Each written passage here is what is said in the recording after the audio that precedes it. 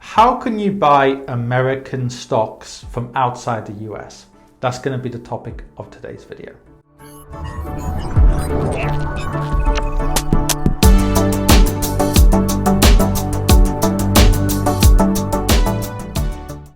Now, many people ask, how can you buy American stocks or indeed index funds, ETFs and so on from outside the US? And it's quite a simple process. So basically all you need to do is, number one, you need to find a broker.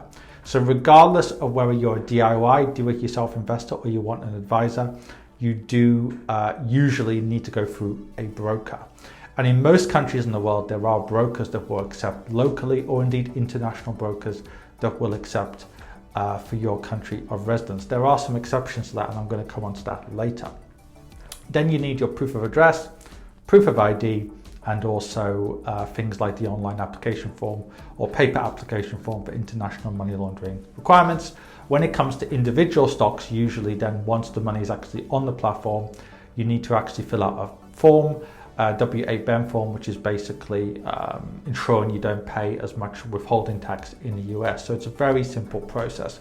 The only time it isn't simple is if you're in some kind of country whereby there aren't many brokers that will accept. So it is the case that in many developing countries, especially if those countries have got problems with money laundering or perceived problems or whatever, there are less choices. So for example, if you're currently living in a war zone, even if you're an expat, or you're in a country that's been sanctioned by the US, like an Iran or something, or even Afghanistan, a war-torn country, there are many, well not many, almost all providers won't accept for those particular jurisdictions, but it depends how severe it is. So basically, if you're based in Afghanistan or Iraq, basically it's very unlikely that almost everyone will accept you. The only exceptions might be if you're working, say, for the US Embassy or the Canadian Embassy or the International School of Tehran, and you're paid outside the country, then there's a chance some people will accept. But if you're paid in the country, most international providers will not want to accept you.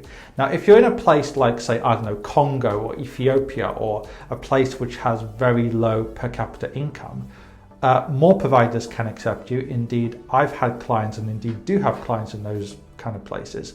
So somewhere which is, say, poor or has a little bit of a bad reputation, usually there are some providers that will accept.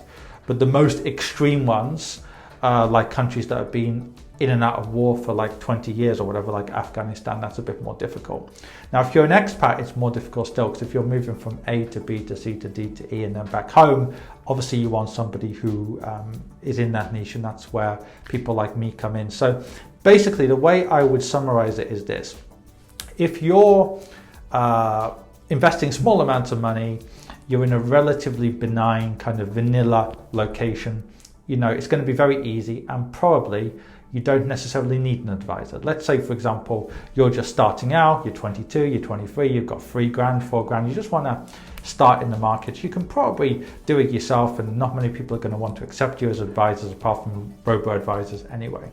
Then if you've got more money, more resources, and more complicated needs, like maybe tax needs as well as financial planning needs and investment needs, you might want advice.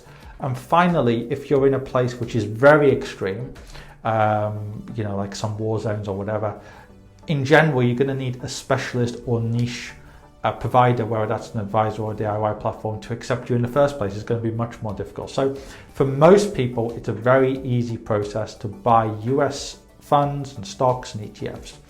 For a small percent of people, very small percent in fact, it's almost impossible. So those people in some war zones, for example.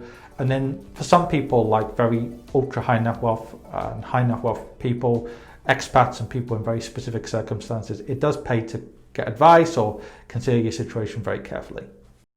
How can I help you? In two ways. First of all, are you an expat, a high net wealth individual, or just somebody who lives in a part of the world where it's difficult to get access to quality investment solutions?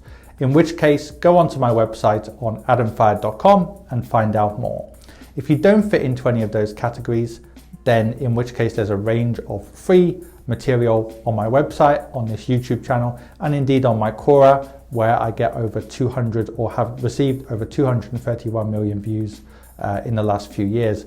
And finally, if you want to actually read my thoughts in more detail, go onto Amazon and find my book on there.